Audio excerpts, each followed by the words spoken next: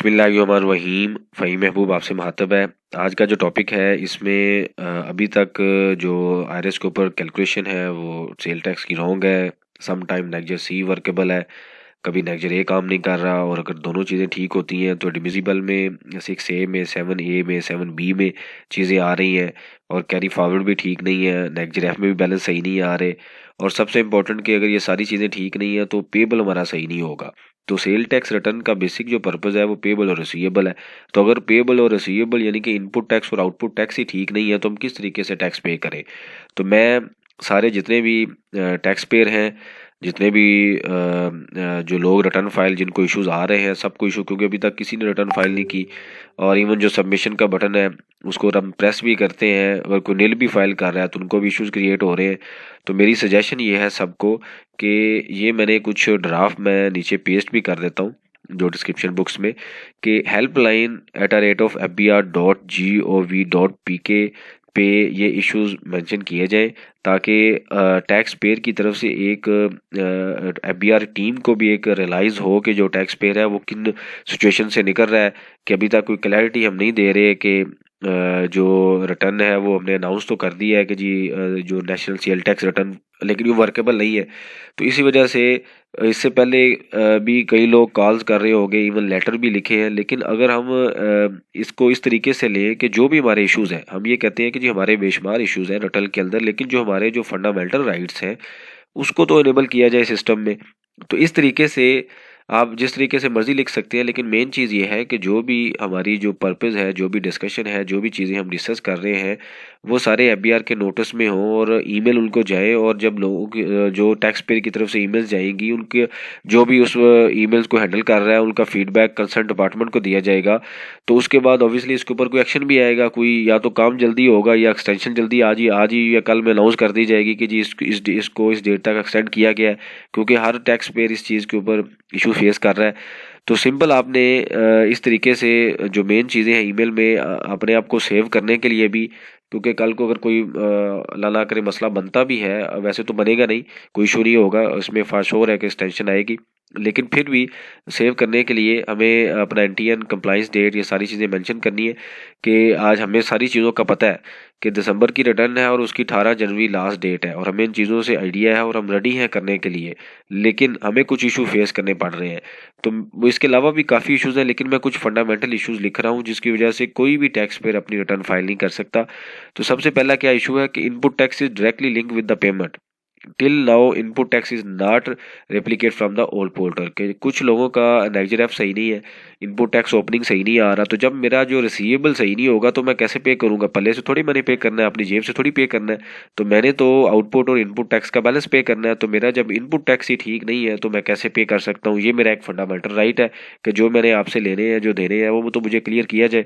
उसके बाद है आउटपुट टैक्स आल्सो अनस्वेगली collected with the payments, but IRS calculation is wrong, that is even not understandable. मतलब calculation जो आउटपुट टैक्स की है, जो बैलेंस कैलकुलेट हो रहा है वो भी सही नहीं है, और मुझे समझ भी नहीं आ रही वो कैसे कैलकुलेट कर रहा है। हर एक रिटर्न के ऊपर, हर एक पेज के ऊपर एक नई एरर नज़र आ रही है। उसके बाद आता है जी carry forward balance is also not properly copy from the, जो कैरी फॉरवर्ड और नेक्स्ट एफ में बैलेंस है, जैसे इनपुट का बैलेंस है, वो एक स्टेज पे सही आ रहा है, लेकिन जब वो इनपुट आउटपुट का बैलेंस करता है तो वो भी सही नहीं होता। तो फार्मूले के पीछे कोई इशू है, रिटर्न में इशू है। अब मैंने कोई 3-4 एग्जाम्पल देखी है कि ये एक यूनिक तरह की एरर आ रही है। मतलब मेरी रिटर्न में अब एक फार्मूला सबके लिए सेम है कि ओपनिंग इनपुट में से आउटपुट माइनस किया जाए, अगर वो 90% या 10% की एडजस्टमेंट है करने के बाद जो क्लोजिंग बैलेंस है वो आना चाहिए, लेकिन वो नहीं आ रहा। 3-4 लोगों के सेम प्रोसेस था, सेम विंडो थी, सेम बिजनेस थे, लेकिन उनकी जो कैलकुलेशन है वो सही नहीं थी। तो जब इस सिचुएशन में मुझे खुद ही समझ नहीं आ रही कि वो सिस्टम क्या कर रहा है, और इवन सिस्टम को भी नहीं पता चल रहा कि उसने कैसे कैलकुलेशन करनी है, तो हम कैसे पेमेंट कर सकते हैं, कैसे अपनी रिटर्न फाइल कर सकते हैं। और आखिरी जो पॉइंट है कि जो लोग एक्सक्लूशन है, जिनकी 8B में फॉल करते हैं, जो थर्ड स्केड्यूल के हैं, रिटेलर हैं, फर्टिलाइजर हैं, डिस्ट्रीब्यूटर हैं, इंपोर्टर हैं, उन्होंने तो टैक्स पे ही नहीं करना। तो उनका कैलकुलेशन भी अगर 10% एडजस्टमेंट निकल रही है तो वो क्यों पे करें, उन्होंने तो ऑलरेडी पे किया हुआ है। जब कानून ने कह दिया है कि वो हमने उसको पे नहीं करना, तो हमें जो ये कुछ हमारे जो बेसिक राइट्स हैं ये हमें दिए जाए। और बाकी इसके अलावा भी ऑपरेशनल इश्यूज हैं, लेकिन ऑपरेशनल इश्यूज में बेशुमार है कि सम टाइम डाटा लिंक करता है, सम टाइम नहीं करता, लेकिन लेकिन इनके बगैर हम कैसे फर्दर चेक कर सकते हैं, फर्दर अपनी रिटर्न फाइल कर सकते हैं। तो ये तो एटलीस्ट प्रायोरिटी पे इनको रिजॉल्व किया जाए। और उसके बाद जो मेन जो चीज़ है वो ये है कि जो दूसरी जो डाटा है जैसे अनरजिस्टर्ड है, उसके बाद जो आईडी कार्ड के इश्यूज आ रहे हैं, some time goods at default rate के इशू, मतलब काफ़ी ऐसी चीज़ें हैं जिसकी वजह से हम अपनी जो चीज़ें हैं वो फाइल नहीं कर सकते। तो हमारी ये रिक्वेस्ट है कि हम एज ए टुगेदर कंबाइन हम इस चीज़ को थोड़ा सा स्टडी करके उनको ईमेल की जाए, उनके ऊपर थोड़ा प्रेशर बिल्ड किया जाए कि भाई हमें इश्यूज आ रहे हैं। जब आपकी तरफ से ईमेल्स जाएंगी ऑब्वियसली उसका फीडबैक जो होता है वो भी दिया जाएगा। तो उसके बाद इसके ऊपर कोई अच्छी न्यूज़, गुड न्यूज़ आएगी कि भाई इस डेट तक इसकी एक्सटेंशन है या ये इश्यूज इस डेट तक रिजॉल्व होंगे, और हमें क्लियर कर देना चाहिए रदर कि हमें 11th आवर में जाके बता दिया जाए कि जी डेट एक्सटेंड की गई है। तो ये इश्यूज़ हैं, क्योंकि अगर हमें पता है कि जी सिस्टम सही नहीं है तो हम अपने इस टाइम को किसी और जगह पे यूटिलाइज़ करें, और जब सिस्टम फुली डेवलप हो जाएगा तो हम उसके बाद उसको रिटर्न को फाइल करेंगे।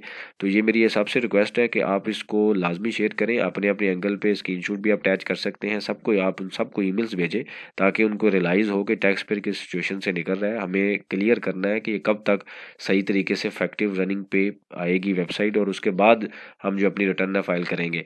दूसरा जो बड़ा इंपॉर्टेंट पॉइंट है वो मैंने ऑलरेडी मेंशन किया है कि अगर किसी वजह से आपका सिस्टम ठीक भी है, वैसे तो किसी भी रिटर्न में अभी तक सही डाटा नहीं आ रहा, लेकिन अगर किसी वजह से ठीक भी है तो उसको फाइल मत करें। उसकी रीज़न क्या है कि अगर आप आज की डेट में फाइल कर लें और सिस्टम पीछे बैकएंड पे वर्केबल है, अपडेट हो रहा है, हो सकता है वो अपडेट जो होना चाहिए था वो अगली रिटर्न पे आपके पास ना आए। कोई कैरी फॉरवर्ड का इशू आ सकता है, सेल का इशू आ सकता है, परचेज का आ सकता है, लेकिन इसको वेट करें। इवन डेडलाइन कल है लेकिन इसके ऊपर एक्सटेंशन आएगी कंफर्म है, और हमारी तरफ से जब इस तरह से पॉइंट जाएंगे, क्योंकि अभी तक फाइलिंग ही नहीं हुई, तो हमारी इनसे रिक्वेस्ट है कि इस तरीके से हमें फैसिलिटेट किया जाए। और जो आखिरी पॉइंट मैंने मेंशन किया है कि रिटर्न को भी सबमिट मत करें, उसकी रीज़न ये है कि अभी इसमें बग्स आ सकते हैं, अपडेट्स हो रही हैं। तो अगर आपने किसी वजह से किसी लोगों को, कुछ लोगों की सबमिट हो भी रही है तो उसको सबमिट मत करें। अगर कोई अपडेट हुई और वो अपडेट अगली रिटर्न पे रिप्लिकेट ना हुई, लिंक ना हुई, तो वो आपके लिए फ्यूचर में इशू बन सकता है। थैंक यू वेरी मच, जज़ाकल्लाह।